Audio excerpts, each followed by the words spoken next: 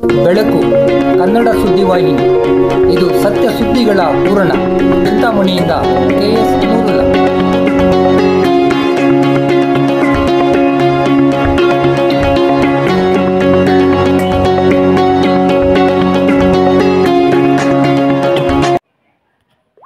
ಚಿಂತಾಮಣಿ ಪರಿಶಿಷ್ಟ ಜಾತಿಯಲ್ಲಿ ಒಳ ಮೀಸಲಾತಿ ಜಾರಿಗಾಗಿ ಹೊಸದಾಗಿ ಸಮೀಕ್ಷೆ ನಡೆಸಲು ಗಣತಿದಾರರು ಮನೆ ಮನೆಗೂ ಬಂದಾಗ ಆದಿಕರ್ನಾಟ ಅಥವಾ ಆದಿದ್ರಾವಿಡ ಜತೆಯಲ್ಲಿ ತಮ್ಮ ಮೂಲ ಜಾತಿ ಹೊಲೆಯ ಅಥವಾ ಮಾದಿಗ ಎಂಬುದನ್ನು ಕಡ್ಡಾಯವಾಗಿ ಬರೆಸಬೇಕು ಎಂದು ತಾಲೂಕು ಪಂಚಾಯಿತಿ ಮಾಜಿ ಉಪಾಧ್ಯಕ್ಷ ನಡಂಪಲ್ಲಿ ಶ್ರೀನಿವಾಸ್ ತಿಳಿಸಿದರು.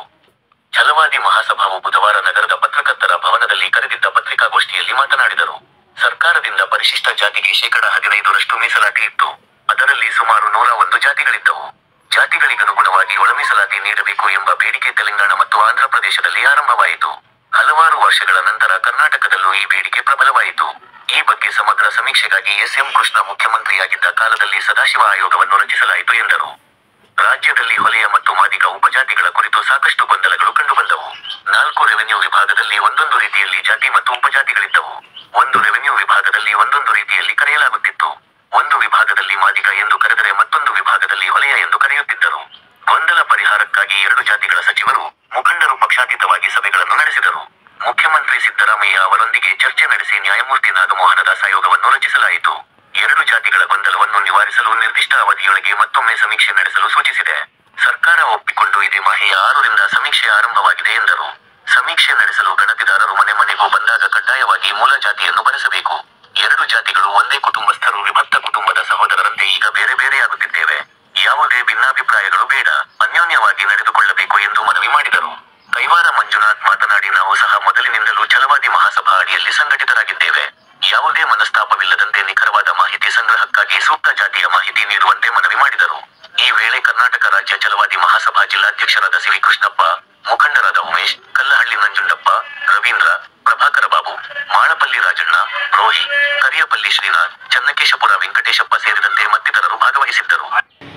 ಇಲ್ಲಿ ನಾವೇನು ಸಮಾಜದ ಮುಖಂಡರೆಲ್ಲ ಸಮಾಜದ ಛಲವಾದಿ ಸಮಾಜದಲ್ಲಿ ಕೆಲಸ ನಿರ್ವಹಿಸ್ತಾ ಇರ್ತಕ್ಕಂಥ ಅಧ್ಯಕ್ಷರು, ಪದಾಧಿಕಾರಿಗಳು ಏನೇನಿದ್ದಾರೆ ಅವ್ರ ಜೊತೆಯಾಗಿ ನಾವು ಕೂಡ ಮಾಜಿ ತಾಲೂಕು ಪಂಚಾಯತಿ ಸದಸ್ಯರು, ನಗರಸಭೆ ಸದಸ್ಯರು, ಎಲ್ಲ ಗ್ರಾಮ ಪಂಚಾಯತ್ ಅಧ್ಯಕ್ಷರುಗಳು, ಸದಸ್ಯರುಗಳು ಎಲ್ಲ ಕೂಡ ಈಗ ಏನು ಸೇರ್ಕೊಂಡಿದ್ದೀವಿ ಅಂತಂದರೆ, ಈಗ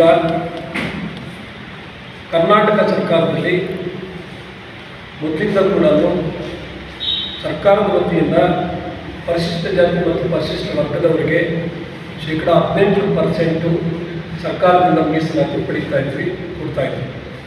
ಅದರಲ್ಲಿ ಸರಿಸುಮಾರು 101 ಜಾತಿಗಳು, ಅದರ ಉಪಜಾತಿಗಳು ಆ ಪ್ರತಿಫಲವನ್ನು ಪಡೀತಾ ಇದ್ದರು. ಕಾಲಕ್ರಮೇಣ ಈ ಭಾರತ ದೇಶದ, ನಮ್ಮ ದಕ್ಷಿಣ ಭಾರತ ದೇಶದ ತೆಲಂಗಾಣ ರಾಜ್ಯದಲ್ಲಿ ಸಹೋದರರಾದಂಥ ಮಂದಕೃಷ್ಣ ಮಾದಿಗರವರು ಮೀಸಲಾತಿ ವರ್ಗೀಕರಣ ಮಾಡಬೇಕು ಅಂತಕ್ಕಂಥ ಹೋರಾಟವನ್ನು ಅವರು ಪ್ರಾರಂಭ ಮಾಡಿದ ಮೇಲೆ ಅದು ತೆಲಂಗಾಣ ಮತ್ತು ಆಂಧ್ರದಲ್ಲಿ ಪ್ರಭಾವಿತಗೊಂಡು ಅದು ಕರ್ನಾಟಕಕ್ಕೂ ಕೂಡ ಪಥಸಂಚಲನ ಮಾಡಿತು. ಅದರಡಿಯಲ್ಲಿ ಮಾನ್ಯ ದಿವಂಗತರಾದಂಥ ಸನ್ಮಾನ್ಯ SM ಕೃಷ್ಣರವರು ಆಯಿತು, ಇಲ್ಲಿ ಬಹುಸಂಖ್ಯಾತರು ಪರಿಶಿಷ್ಟ ಜಾತಿಯವರಿದ್ದಾರೆ, ಅವರಿಗೊಂದು ಮೀಸಲಾತಿಯಿಂದ ವರ್ಗೀಕರಣ ಮಾಡಬೇಕು ಅಂತಕ್ಕಂಥ ಕೂಗು ದಕ್ಷಿಣ ಭಾರತದ ತೆಲಂಗಾಣ ಮತ್ತು ಆಂಧ್ರದಿಂದ ಪ್ರಾರಂಭ ಆಗಿದೆ. ಇದು ಏನು, ಇದಕ್ಕೊಂದು ಆಯೋಗ ಮಾಡೋಣ ಅಂತಕ್ಕಂಥ ವಿಚಾರದಲ್ಲಿ ಅವರು ಒಂದು ಆಯೋಗವನ್ನು, ಸದಾಶಿವ ಆಯೋಗವನ್ನು, ಜಸ್ಟಿಸ್ ಸದಾಶಿವ ಆಯೋಗವನ್ನು ರಚನೆ ಮಾಡಿದ್ರು 2001 ಮತ್ತು 2002. ಆ ಆಯೋಗ ಇಡೀ ರಾಜ್ಯದಲ್ಲಿ ಸಂಚಾರ ಮಾಡಿ ಪ್ರತಿಯೊಂದು ಜಿಲ್ಲೆಯಲ್ಲಿ ಕೂಡ ಜಾತಿ ವರ್ಗೀಕರಣ ಯಾವ ರೀತಿ ಮಾಡಬೇಕು, ಯಾವ್ಯಾವ ಜಾತಿ ಎಷ್ಟೆಷ್ಟಿದ್ದಾರೆ, ಯಾವ್ಯಾವ ಜಿಲ್ಲೆಯಲ್ಲಿ ಯಾವ್ಯಾವ ಜಾತಿಯಲ್ಲಿ ಹೆಚ್ಚಿನ ಸಂಖ್ಯೆಯಲ್ಲಿದ್ದಾರೆ ಅಂತಕ್ಕಂಥ ಸಮೀಕ್ಷೆಯನ್ನು ಕೈಗೊಂಡಾಗ ಕೆಲವು ಗೊಂದಲಗಳು ರಾಜ್ಯಾದ್ಯಂತ ಕಂಡುಬಂತು. ಕಾರಣ, ಈ ಕರ್ನಾಟಕ ರಾಜ್ಯವನ್ನು ನಾವು 4 ಭಾಗಗಳಾಗಿ, ರೆವಿನ್ಯೂ ಭಾಗಗಳಾಗಿ ವಿಂಗಡಣೆ ಮಾಡಿದ್ದೀವಿ. ಒಂದೊಂದು ರೆವಿನ್ಯೂ ಭಾಗದಲ್ಲಿ ಕೂಡ ನಮ್ಮ ಜಾತಿ, ನಮ್ಮ ಸಹೋದರನ ಜಾತಿ, ಮಾದಿಗ ಜಾತಿ ಮತ್ತು ನಮ್ಮ ಒಳ್ಳೆಯ ಜಾತಿ ಒಂದೊಂದು ರೆವಿನ್ಯೂ ಡಿವಿಷನ್ನಲ್ಲಿ ಒಂದೊಂದು ರೀತಿಯಲ್ಲಿ ಗುರುತಿಸಿಕೊಂಡಿದೆ. ಉದಾಹರಣೆಗೆ ಉತ್ತರ ಕರ್ನಾಟಕದಲ್ಲಿ ಛಲವಾದಿಗಳಲ್ಲಿ ನಾವಾಗಿದ್ದೀವಿ, ಒಳ್ಳೆಯದಾಗಿದ್ದೀವಿ. ಮಾದಿಗರಂದರೆ ನಮ್ಮ ಸಹೋದರ ಜಾತಿ ಮಾದಿಗರಾಗಿದೆ. ಇನ್ನು ಓಲ್ಡ್ ಮೈಸೂರು ಏರಿಯಾ ಅಂದರೆ ತುಮಕೂರು, ಕೋಲಾರ, ಚಿಕ್ಕಬಳ್ಳಾಪುರ, ಬೆಂಗಳೂರು ಗ್ರಾಮಾಂತರ, ಬೆಂಗಳೂರು ನಗರ, ಚಿತ್ರದುರ್ಗ ಕೆಲವು ಭಾಗಗಳು, ಈ ಕಡೆ AD ಆಗಿದ್ದಾರೆ, AK ಆಗಿದ್ದಾರೆ, ಅಂದರೆ ಆದಿ ಕರ್ನಾಟಕ ಮತ್ತು ಆದಿ ದ್ರಾವಿಡ. ಉದಾಹರಣೆಗೆ 2007ರ ಹಿಂದೆ ಅಖಂಡ ಕೋಲಾರ ಇದ್ದಾಗ 2 ಉಪವಿಭಾಗಗಳು, ಒಂದು ಉಪವಿಭಾಗ ಬಂದು ಚಿಕ್ಕಬಳ್ಳಾಪುರ, ಮತ್ತೊಂದು ಉಪವಿಭಾಗ ಬಂದು ಕೋಲಾರ. ಈ ಭಾಗದಲ್ಲಿ ನಮ್ಮ ಚಿಕ್ಕಬಳ್ಳಾಪುರ ಉಪವಿಭಾಗದಲ್ಲಿ ಆದಿ ಕರ್ನಾಟಕ ಅಂತಂದರೆ ನಮ್ಮ ಸಹೋದರ ಜಾತಿಯಾದಂಥ ಮಾದಿಗರಾಗಿದ್ದು, ಆದಿ ದ್ರಾವಿಡರ ಅಂತಂದರೆ ನಮ್ಮ ಜಾತಿಯಾದಂಥ ಒಳ್ಳಿಯರಾಗಿದ್ದು.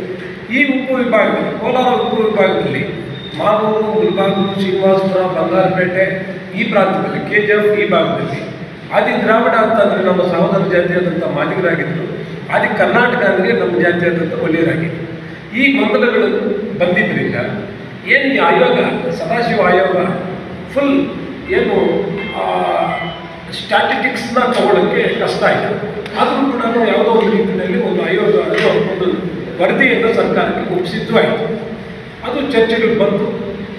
ನಮ್ಮದೇ ಸಮುದಾಯದ ಮುಖಂಡರು, ಸಚಿವರು ಮೊನ್ನೆ ಕೆ ಚಿನ್ನಪ್ಪನವರು, ಖರ್ಗೆ ಸಾಹೇಬರು, ಪರಮೇಶ್ವರ್ ಸಾಹೇಬರು, ಪ್ರಿಯಾಂಕಾ ಖರ್ಗೆ ಅವರು, ತಿಮ್ಮಾಪುರ್ ಅವರು ಮತ್ತು ಕಾರಜೋಳ ಅವರು, ನಮ್ಮ 2 ಜಾತಿಗಳನ್ನು ಪ್ರತಿನಿಧಿಸ್ತಕ್ಕಂಥ ವಿವಿಧ ಪಕ್ಷಗಳಲ್ಲಿ ಗುರುತಿಸಿಕೊಂಡಿದ್ದಂಥ ನಮ್ಮ ಸಮುದಾಯದ ಮುಖಂಡರು ಕೂಡ ಅನೇಕ ಬಾರಿ ಚರ್ಚೆಗಳು ಮಾಡಿ ಯಾವ ರೀತಿ ಮಾಡಬೇಕು ಅಂತಕ್ಕಂಥದ್ದನ್ನು ಚರ್ಚೆಗಳಾಯಿತು. ಮತ್ತು ನಮ್ಮ ಸಹೋದರ ಜಾತಿಗಳು ಕೂಡ ಅದಕ್ಕೆ ಮಾದಿಗ ದೊಡ್ಡರ ಅಂತ ಕಟ್ಕೊಂಡು ಕರ್ನಾಟಕ ರಾಜ್ಯದಲ್ಲಿ ಕೂಡ ಅವರು ಪ್ರಭಾವಿತರಾಗಿ, ಮಧ್ಯಪ್ರಶ್ನ ಮಾದಿಗ ಅವ್ರನ್ನ ಪ್ರಭಾವಿತರಾಗಿ ಅವರು ಕೂಡ ಅಲ್ಲಿ ಹೋರಾಟಗಳು ಮಾಡಿ ನಮ್ಮದೇ ಜನಸಂಖ್ಯೆ ಜಾಸ್ತಿ ಇದೆ, ನಮ್ಮ ಜನಸಂಖ್ಯೆಗೆ ಅನುಗುಣವಾಗಿ ನಾವು ಮೀಸಲಾತಿ ಕೊಡಬೇಕು ಅಂತಕ್ಕಂಥ ಹೋರಾಟಗಳನ್ನು ಅವರು ಪ್ರಾರಂಭ ಮಾಡಿ, ಅದರಂತೆ ನಮ್ಮ ಛಲವಾದಿ ಸಮುದಾಯದವರು ಕೂಡ ನಾವು ಜಾಸ್ತಿ ಇದ್ದೀವಿ, ನಮ್ಮ ಸಮುದಾಯಕ್ಕೂ ಕೂಡ ಮೀಸಲಾತಿ ಜಾಸ್ತಿ ಕೊಡಬೇಕು ಅಂತಕ್ಕಂಥ ಒಂದು ಯಥೇಚ್ಛವಾದಂಥ ಕೂಗು ಬಂತು. ಅದರಂತೆ ಕೆಲ ಸರ್ಕಾರ ಮತ್ತೆ ಒಂದು ಜಸ್ಟಿಸ್ ನಾಗಮೋಹನ್ ದಾಸ್ರವರನ್ನು ಒಂದು ಆಯೋಗದ ಅಧ್ಯಕ್ಷರನ್ನಾಗಿ ಮಾಡಿ ಇದನ್ನು ನೋಡಿ ಇದನ್ನು ಚರ್ಚೆ ಮಾಡಿ ಒಂದು ಇದು ಕೊಡಿ, ವರದಿ ಕೊಡಿ ಅಂತಕ್ಕಂಥ ವಿಚಾರದಲ್ಲಿ ನಾಗಮೋಹನ್ ದಾಸರನ್ನು ಮಾಡಿ. ಈಗ ನಾಗಮೋಹನ್ ದಾಸ್ ಅವರು ವರದಿನೂ ಕೊಟ್ಟಿದ್ದಾಯಿತು. ಅದು ನಮ್ಮ ಮಾನ್ಯ ಮುಖ್ಯಮಂತ್ರಿಗಳಾದ ಸಿದ್ದರಾಮಯ್ಯ ಕೈ ಸೇರಿತು ವರದಿ.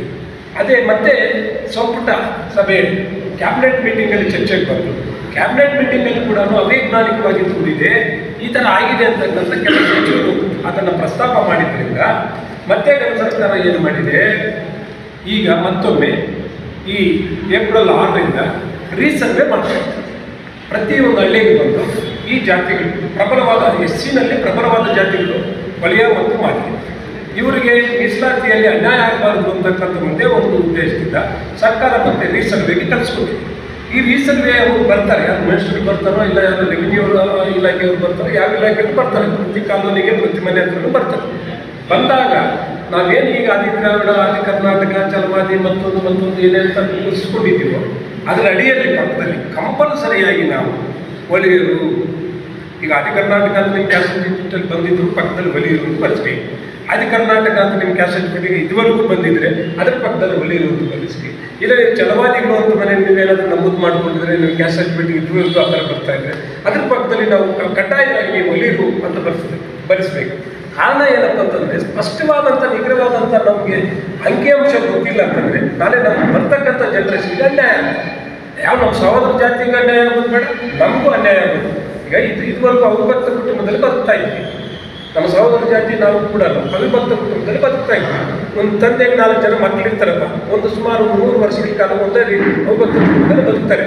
ಅನಿವಾರ್ಯ ಅವ್ರು ಬೇರೆ ಹೋಗ್ಬೇಕಾದಾಗ ತಂದೆಗೆ ಏನಿದೆ, ಎಷ್ಟು ಆಸ್ತಿ ಇದೆ ಅದು ಸಮಪಾಲ ಆಗಬೇಕಲ್ಲ, ಅದು ಆಗಬೇಕಂತಂದರೆ ನಮಗೆ ಈ ಅಂಕಿಅಂಶ ಗೊತ್ತಾಗುತ್ತೆ. ಅದರಿಂದ ತಾವು ದಯವಿಟ್ಟು ಏನು ನಾವು ಮುಖಂಡರು ಇಲ್ಲಿ ನಮ್ಮ ಎಲ್ಲ ಛಲವಾದಿ ಮುಖಂಡರು ಬಂದಿದ್ದಾರೆ, ಒಳ್ಳೆಯ ಜಾತಿಯವರೆಲ್ಲ ಮುಖಂಡರು ಬಂದಿದ್ದೀರಿ, ತಾವೆಲ್ಲರೂ ಕೂಡ ನಿಮ್ಮ ಗ್ರಾಮಗಳಲ್ಲಿ ನಿಮ್ಮ ಕೇಂದ್ರಗಳಲ್ಲಿ ನೀವು ಏನು ಜಾತಿಗಳು ಇದುವರೆಗೂ ನಮೂದಿಸ್ಕೊಂಡಿದ್ದೀರೋ ಅದರ ಪಕ್ಕದಲ್ಲಿ ನೀವು ಒಲೆಯ ಅಂತ ನಮೂದು ಮಾಡಿದರೆ ನಮಗೆ ಸ್ಪಷ್ಟವಾದಂಥ ನ್ಯಾಯ ಸಿಗುತ್ತೆ ಅಂತಕ್ಕಂಥ ಭಾವನೆಯಿಂದ ನಿಮ್ಮೆಲ್ಲರಿಗೂ ಇದು ಮನವರಿಕೆ ಮಾಡಿಕೊಳ್ಬೇಕು ಅಂತ ಇದೇ ಒಂದು ಏಕೈಕ ಉದ್ದೇಶದಿಂದ ಪತ್ರಿಕಾಗೋಷ್ಠಿಯನ್ನು ಕರೆದಿರೋದಷ್ಟೇ.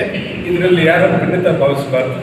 ಇದು ಮುಂದುವರಿತಾ ನಮ್ಮ ಮಂಜುನಾಥ್ ಅವರಾಗಲಿ ಇಲ್ಲ ನಮ್ಮ ಇಲ್ಲಿಗೆ ನಮಗೆ ಈ ಸಭೆಗೆ ಮತ್ತು ಈ ಪ್ರೆಸ್ ಮೀಟ್ಗೆ ಆಗಮಿಸಿದ ನಮ್ಮ ರಕ್ತ ಸಂಬಂಧಿಕರಿಗೆ ಮೊದಲನೇದಾಗಿ ನಾನು ಸ್ವಾಗತವನ್ನು ಕೊಡ್ತೇನೆ. ಎರಡನೇದಾಗಿ ಮಾಧ್ಯಮ ಮಿತ್ರರು ನನ್ನ ಸಹೋದರರು ಎದುರು ಆಗಮಿಸ್ತಾರೆ, ಅವರಿಗೂ ಸಹ ನಾನು ಸ್ವಾಗತವನ್ನು ಕೊಡ್ತಾ ಈ ವೇದಿಕೆ ಮೇಲೆ ಆಸೀನರಾಗಿರ್ತಕ್ಕಂತಹ ನಮ್ಮ ಸಮುದಾಯದ ನಾಯಕರು ಸೇರಿದರೆ ಅವ್ರಿಗೂ ಸಹ ನಾನು ಮೊದಲನೇ ಸ್ವಾಗತವನ್ನು ಕೊಡ್ತಾ, ಇವತ್ತು ಏನು ಪತ್ರಿಕಾಭವನದಲ್ಲಿ ನಾವು ಪ್ರೆಸ್ ಮೀಟ್ ಮಾಡ್ತಾ ಇದ್ದೀವೋ ಇದು ಒಳ ಮೀಸಲಾತಿ ವರ್ಗೀಕರಣ ಸಮೀಕ್ಷೆ ಆಗಲೇಬೇಕು ಅನ್ನೋದು ಆ ವಿಷಯದ ಕುರಿತು ನಾವು ಮಾತಾಡ್ತಾ ಇದ್ದೇವೆ. ಹಾಗೆ ಈ ರಾಜ್ಯಕ್ಕೆಲ್ಲರೂ ಒಂದು ಸಂದೇಶವನ್ನು ಕೊಡ್ತಾ ಇದ್ದೇವೆ. ಯಾಕೆಂತಂದರೆ ಬಾಬಾ ಸಾಹೇಬರು 1939ರಲ್ಲಿ ಸಂವಿಧಾನ ಬರೀತಕ್ಕಂಥ ಸಮಯದಲ್ಲಿ ಅವರು ಪ್ರತ್ಯೇಕವಾಗಿ ಪರಿಶಿಷ್ಟ ಜಾತಿಯ ಆದರ್ಶಗಳನ್ನು ಒಳಗೊಂಡು ವರ್ಗೀಕರಣ ಆಗಬೇಕು, ಪ್ರತ್ಯೇಕವಾದ ರಾಜ್ಯಗಳನ್ನು ಕೊಡಬೇಕಂತ ಅವರು ದುಂಡು ಮೇಜಿನ ಪರಿಷತ್ನಲ್ಲಿ ಮಂಡಿಸಿದರು. ಆದರೆ ಅಂಬೇಡ್ಕರ್ ಆಶಯ ಏನಿತ್ತೋ ಇವತ್ತು ಅದು ಒದಗಿ ಬಂದಿದೆ. ಒಳ ಮೀಸಲಾತಿ ವರ್ಗೀಕರಣ ಆಗಲೇಬೇಕು, ಆಗಬೇಕು ನಮ್ಮೆಲ್ಲರ ಆಶಯ. ಸೊ ಇವತ್ತು ಏನು ಒಳ ಮೀಸಲಾತಿ ಆಗಬೇಕಂತ ಸುಪ್ರೀಂ ಕೋರ್ಟ್ ಆದೇಶ ಆಗಿದೆಯೋ ಹಾಗೆ ಘನ ಸರ್ಕಾರಗಳು ಇವತ್ತು ನಾವು ಯಾಕಂದ್ರೆ ಶೋಷಿತ ಸಮುದಾಯದವರಿಗೆ ನ್ಯಾಯ ಸಿಗಬೇಕು, ಶೈಕ್ಷಣಿಕವಾಗಿ, ಸಾಮಾಜಿಕವಾಗಿ, ಆರ್ಥಿಕವಾಗಿ ಸಬಲೀಕರಣ ಆಗಬೇಕನ್ನೋ ಉದ್ದೇಶದಿಂದ ಇವತ್ತು ಏನು ಪರಿಶಿಷ್ಟ ಜಾತಿ ಪರಿಶಿಷ್ಟ ಪಂಗಡಗಳ ಇವತ್ತು ಸಮೀಕ್ಷೆ ಒಳ ಮೀಸಲಾತಿ ಸಮೀಕ್ಷೆ ಆಗಬೇಕು ಅನ್ನೋದು ಒಂದು ಗಟ್ಟಿ ನಿರ್ಧಾರವನ್ನು ತೆಗೆದುಕೊಂಡಿದೆ. ಆ ನಿರ್ಧಾರದಲ್ಲಿ ಅನೇಕ ಕಾಂತರಾಜ್ ವರದಿ, ನಾಗಮೋಹನ್ ದಾಸ್ ವರದಿ ಎಲ್ಲ ಕೊಟ್ಟಿದ್ರು ಸ್ವಲ್ಪ ಏರ್ಪೇರು ಆಗ್ತಾ ಇರೋದನ್ನ, ಯಾಕಂದರೆ ಹೇಗೆ ಹೇಳಿ ನಮ್ಮ ನಡಂಪಾಲ್ ಶ್ರೀನಿವಾಸಣ್ಣವರು ಹೇಳ್ತಾ ಇದ್ರು, ಅದನ್ನು ನಾವು ಯಾಕೆ ಮುಂದುವರಿಸಿದ್ದೆ ಬೇಡ, ಅದು ನಮ್ಮಲ್ಲಿ ಗೊಂದಲವಾಗಿ ನಿರ್ಮಾಣ ಆಗಿತ್ತು. ನಾವು ಸಹ ನಮ್ಮ ಸಂಘಟನೆಯಿಂದ ಕರ್ನಾಟಕ ಛಲವಾದಿ ಮಹಾಸಭಾ ಮತ್ತು ಹಲವಾರು ನಾವು ಮನವಿಗಳನ್ನು ಕೊಟ್ಟಿದ್ದೇವೆ. AKAD ಒಂದೊಂದು ಭಾಗದಲ್ಲಿ ನಾವೇನು ಇವತ್ತು ಪರಿಶಿಷ್ಟ ಜಾತಿಗೆ ಮಾದಿಗ ಮತ್ತು ವಲಯ ಸಮುದಾಯ ಇದ್ದೀವೋ ಅವರನ್ನು ಹೇಗೆ ಅಂತಾರೆ, ನಮ್ಮನ್ನು ಹೇಗೆ ಅಂತಾರೆ, ಅವರನ್ನು ಹೇಗೆ ಅಂತಾರೆ, ನಮ್ಮನ್ನು ಹೇಗೆ ಅಂತಾರೆ. ಇದು ಗೊಂದಲವಾದಂತಹ ವಾತಾವರಣ ಸೃಷ್ಟಿಯಾಗಿತ್ತು. ಇದಕ್ಕೆ ತೆರೆ ಹಾಕಬೇಕಂತ ಇವತ್ತು ಜಸ್ಟಿಸ್ ನಾಗಮೋಹನ್ ದಾಸ್ ಅವರಿಗೆ ಸರ್ಕಾರ ಒಂದು ವಿಶೇಷವಾದಂಥ ಸ್ಥಾನಮಾನವನ್ನು ಕೊಟ್ಟು ಇದು ಶೈಕ್ಷಣಿಕ ಸಮೀಕ್ಷೆ ಮಾಡಿ ವರದಿಯನ್ನು ಕೊಡಬೇಕಂತ ಘನ ಸರ್ಕಾರ ಹೇಳಿದೆ. ಅದಕ್ಕೆ ಜಸ್ಟಿಸ್ ನಾಗಮೋಹನ್ ದಾಸ್ ಅವರು ನಮ್ಮ ದಲಿತ ಮುಖಂಡರೆಲ್ಲ ಸೇರಿಸಿ ತಮ್ಮ ಅಹವಾಲುಗಳನ್ನು ಈಗಾಗಲೇ 28ನೇ ತಾರೀಕು ಅವರು ಸ್ವೀಕಾರ ಮಾಡಿದ್ದಾರೆ. ಅದೇ ರೀತಿಯಾಗಿ ಇದನ್ನು ಶೈಕ್ಷಣಿಕ ಸಮೀಕ್ಷೆ ಆಗಬೇಕಂತ 40 ದಿವಸಗಳ ಕಾಲ ಅವರು ಬೆಳವಣಿಗೆ ಹೇಳಿದ್ದಾರೆ. ಈಗ ಜರೂರಾಗಿ ನಡೀತದೆ. ಇವತ್ತು ನಾನು ನಮ್ಮ ಸಮುದಾಯ ಮುಖಂಡರಲ್ಲಿ ಮತ್ತೆ ಮಾಧ್ಯಮ ಮಿತ್ರರೆಲ್ಲ ಕೇಳೋದಿಷ್ಟೇ, ಇದನ್ನು ಒಳ್ಳೆಯ ಸಂದೇಶವನ್ನು ತಾವು ದೇಶಾದ್ಯಂತ, ರಾಜ್ಯಾದ್ಯಂತ, ಹಳ್ಳಿಯಾದ್ಯಂತ, ಗ್ರಾಮಗಳಾದ್ಯಂತ ಮುಟ್ಟುವಂಥ ಸಂದೇಶವನ್ನು ತಾವು ಕೊಡಬೇಕಂತ ವಿಶೇಷವಾಗಿ ತಮ್ಮಲ್ಲಿ ಮನವಿ ಮಾಡ್ತೇವೆ. ಅದೇ ರೀತಿಯಾಗಿ ಏನು ನನ್ನ ಬಂಧುಗಳಿದ್ದಾರೆ, ಆ ಬಂಧುಗಳು ಆ ಊರಿನಲ್ಲೇ ಅವರು ಮುಂದಾಳತ್ವ ವಹಿಸಿಕೊಂಡು ಪ್ರತಿ ಮನೆಗೆ ಸಮೀಕ್ಷೆ ಮಾಡತಕ್ಕಂಥ ಜವಾಬ್ದಾರಿಯನ್ನು ಹೊಂದ್ಕೊಳ್ಬೇಕು. ಹಾಗೆಯೇ ಯಾಕಂದರೆ ನಮ್ಮ ಮಕ್ಕಳ ಭವಿಷ್ಯಕ್ಕಾಗಿ, ಶೈಕ್ಷಣಿಕವಾಗಿರ್ಬೋದು, ರಾಜಕೀಯವಾಗಿರ್ಬೋದು, ಉದ್ಯೋಗಕ್ಕಾಗಿ ಇದು ಬಹಳ ಪವಿತ್ರವಾದಂಥ ಸಮೀಕ್ಷೆ. ಇದನ್ನು ನಾವು ಮಾಡಲೇಬೇಕು, ಮಾಡಿಸಲೇಬೇಕು. ನಮ್ಮೆಲ್ಲರಲ್ಲಿ ನಾನು ಮನವಿ ಮಾಡ್ತೇನೆ, ಇದಕ್ಕೆ ತಾವೆಲ್ಲರೂ ಒಕ್ಕರಣೆಯಿಂದ ಯಾವುದೇ ರೀತಿಯಾದಂಥ ನಮ್ಮಲ್ಲಿ ಭಿನ್ನತೆ ಬೇಡ. ಹಾಗೆಯೇ ನಮ್ಮ ಮಿತ್ರ ಅವರಲ್ಲಿ ಮನವಿ ಮಾಡೋದಿಲ್ಲದೆ ಮಾತೃ ಸಮುದಾಯ ಮಿತ್ರರಲ್ಲಿ ಏನೇ ಇದೆಯೋ ನಾವು ಸಮವಾಗಿ ನಾವು ಇದುವರೆಗೂ ಬಂದಿದ್ದೇವೆ. ನಮ್ಮಲ್ಲಿ ಯಾವುದೇ ಭಿನ್ನತೆ ಇಲ್ಲ, ಬೇರು ಗೆಲ್ಲೋದಿಲ್ಲ. 1% ಜಾಸ್ತಿ ಏನೂ ಆಗಲ್ಲ, ಇಲ್ಲ ನಮಗಾಗ್ಬೋದು, ನಿಮಗಾಗ್ಬೋದು. ಇದರಲ್ಲಿ ನಮ್ಮಲ್ಲಿ ಯಾವುದೇ ರೀತಿಯಾದ ಗೊಂದಲ ಬೇಡ. ಯಾರು ಅದನ್ನು ಅನ್ಯೋನ್ಯವಾಗಿ ನಾವು ಸ್ವೀಕರಿಸೋಣ. ನಾವು ಯಾವುದೇ ರೀತಿಯ ಗಂಟೆ ತಕರಾರು ಯಾರು ಆಸ್ಪದ ಕೊಡೋದು ಬೇಡ. ಇದನ್ನು ನಾನು ಇವತ್ತು ನಮ್ಮ ಮಾಧ್ಯಮ ಮಿತ್ರರಿಗೆ ಈ ಸಂದೇಶವನ್ನು ಕೊಡ್ತಾ ಇದ್ದೇನೆ. ಹಾಗೆ ಇವತ್ತು ಏನಿದಾರೋ ನಮ್ಮ ಪ್ರತಿ ತಾಲೂಕು, ಹೋಬಳಿ ಮಟ್ಟ, ರಾಜ್ಯ ಮಟ್ಟದಲ್ಲಿ ನಮ್ಮ ನಾಯಕರಿದ್ದಾರೆ. ವಿಶೇಷವಾಗಿ ಅವರು ಒಂದು ತಾಲೂಕು ಮಟ್ಟದಲ್ಲಿ ಪ್ರೆಸ್ ಮೀಟ್ ಮಾಡೋ ಮುಖಾಂತರ ನಮ್ಮ ಜನರಿಗೆ ಅವೇರ್ನೆಸ್ ಮೂಡಿಸುವ ಮುಖಾಂತರ ಪ್ರೆಸ್ ಮೀಟ್ ಕರೆಯೋದಕ್ಕೆ ನಾವು ಈಗಾಗಲೇ ನಮ್ಮ ಸಂದೇಶವನ್ನು ಕೊಟ್ಟಿದ್ದೇವೆ. ಅವರು ಮಾಡಲಿಕ್ಕೆ ನೀವು ಪ್ರಯತ್ನ ಮಾಡ್ತಾ ಇದ್ದಾರೆ. ಈಗ 12ನೇ ತಾರೀಕು ಒಳಗಾಗಿ ಯಾವ ತಾಲೂಕುಗಳಲ್ಲಿ ನಾವು ನಮ್ಮ ಮುಖಂಡರಿಗೆ ನಾವು ಸಭೆಯನ್ನು ಕರೆದು ಅದು ಸಮೀಕ್ಷೆ ಮಾಡೋಕ್ಕೆ ಈಗ 6ನೇ ತಾರೀಕು ಏನು ದಿನಾಂಕ ನಿಗದಿ ಮಾಡೋದು ಇಲ್ಲಿಂದ 19 ದಿವಸಗಳು ಕಾಲ ನಿರಂತರ ಮಾಡ್ತಾರೆ. ಅದನ್ನು ನಾವು ಕಡ್ಡಾಯವಾಗಿ ನಾವೇ ಮುಂದಾಟ ತಗೊಂಡು ಅದನ್ನು ಸಮೀಕ್ಷೆ ಮಾಡಲಿಕ್ಕೆ ನಾವು ಪ್ರೋತ್ಸಾಹವನ್ನು ಕೊಡಬೇಕಂತ ತಮ್ಮೆಲ್ಲ ಮುಖಂಡರನ್ನು ಮನವಿ ಮಾಡ್ತಾ ನಾನು 2 ಮಾತುಗಳನ್ನು ಮುಗಿಸ್ತಾ ಇದ್ದೀನಿ.